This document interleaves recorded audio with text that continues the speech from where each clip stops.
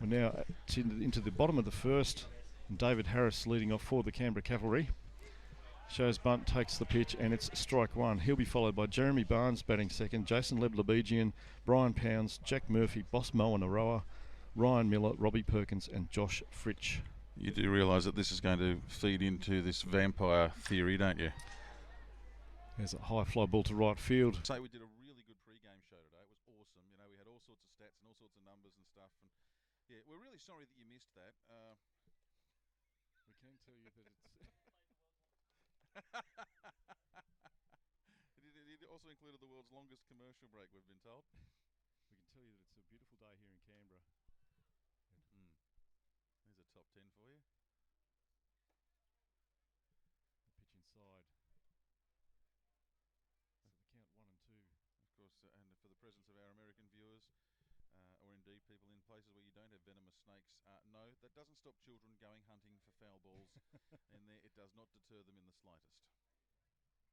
1 and 2 with 1 out, runner at first. Another ball inside, 2 and 2. It's 20 degrees at the moment. There's a light 10km/h wind from the north. If you can see the flags, next time the camera pans across the field, flags out near the batter's eye at centre right.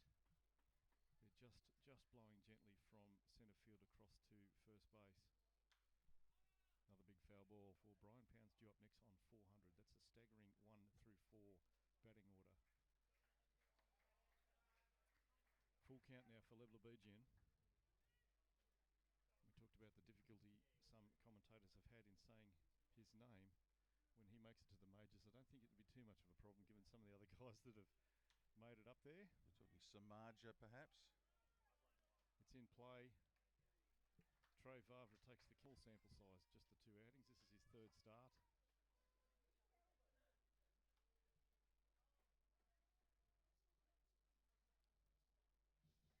And the 20-year-old from Melbourne in Victoria is 196 centimetres tall. He's a lanky unit.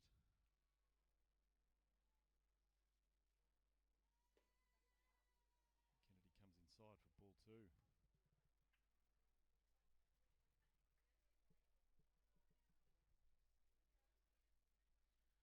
Well, this will be an interesting challenge for the Cavs today. Of course, they went 4-0 down against Melbourne on Friday night, and then it was 5-0 after the Aces had the top of the second on Friday night. Canberra tried to chip away and wound up with a respectable looking scoreline, 11-8. I won't say it was a respectable game of baseball because really it was largely gone. Canberra played maybe 2 good innings. Yeah.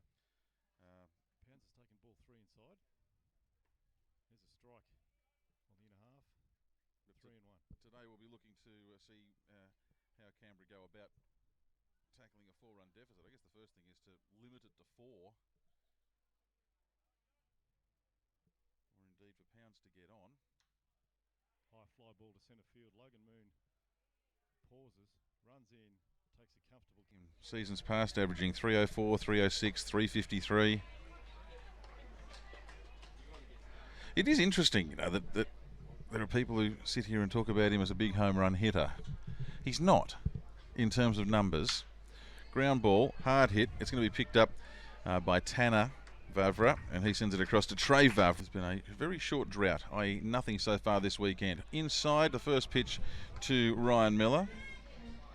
Miller catching today, comes in with a 222 average. As things stand, Jack Murphy has the lowest batting average in the Canberra Cavalry lineup. If Josh Fritsch gets a hit, it'll stay that way for at least another inning. Miller, foul ball. And Murphy was, renowned for being so consistent, batting 300 in his first 2 seasons, and then increasing that to 350, was it, for his 3rd season here. 304, 306, 353 last season. As Miller strikes out. But I think Jack's at 4-7, I think he was at one stage. Yeah.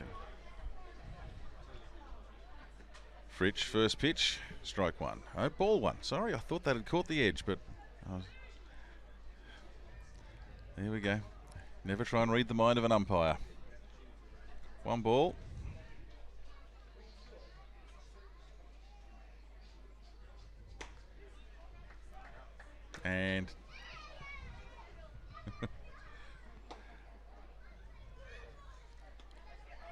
Okay, I'm not sure, but I reckon the word for the cavalry here is patience.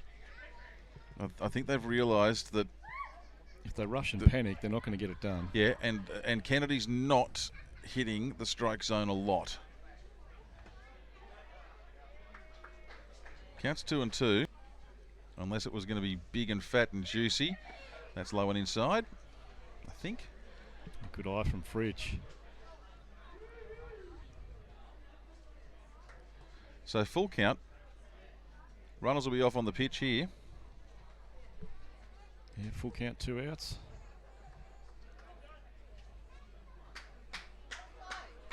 Walk loads the bases. A hit may score Moana Roa. It's the hit. It gets picked up at third, and the out is made. Fritsch is unfortunately for the count. There may well be a little bit of a wave to us.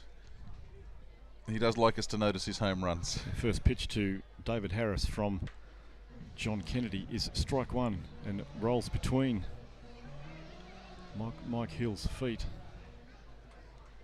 So Kennedy on 40 pitches as he starts the bottom of the third, and a breaking ball gets away from him. And pitching, I think. Yes, I think it was, yeah. Strike comes down the middle, and Harris puts it foul past third base. He's behind for the pitches that are there at the moment, like that one. It's fouled off to Snake Gully.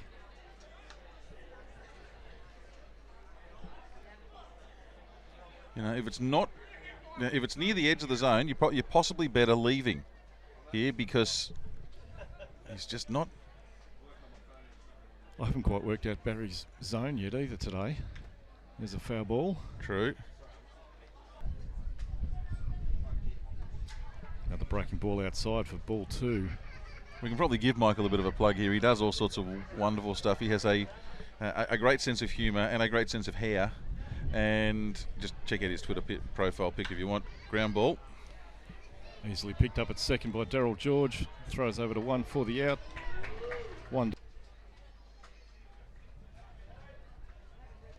So yes, the batters are showing patience, but Level Abergian saw something he liked and put it high into left field.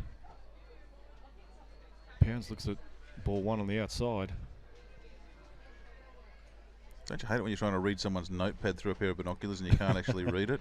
The breaking ball for Kennedy's not working on the outside, but when he comes in, it drops over the inside lower corner. 84. Faster pitch misses outside. 2-1. He's got an ABL hat on. It's great when the scouts are out. But he's recording every pitch, but I can't read the notepad that he's recording them on. 83. There's a pitch high.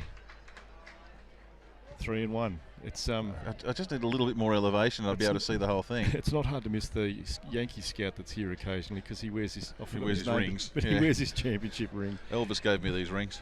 3 balls, 1 strike. It sparkles in the sunshine. That's that pitch I was talking about that breaks over the inside. There's strike 2. Full count for Brian Pounds. That's the one that I was wanting to see the speed of, and of course I've actually watched the pitch there, not the radar gun. So what was his fastball topping out there at 84? 83, 84. Comes inside and he is struck out looking. You're watching him from front on, and I'm reading his gun. Murphy looks at ball 1.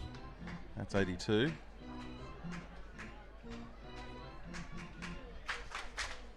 So Murphy with the job to do here. He's got runners at second and third. These people with having this conversation down in front there, I wish they'd stop leaning in towards each other. Ball in the dirt's blocked by Hill.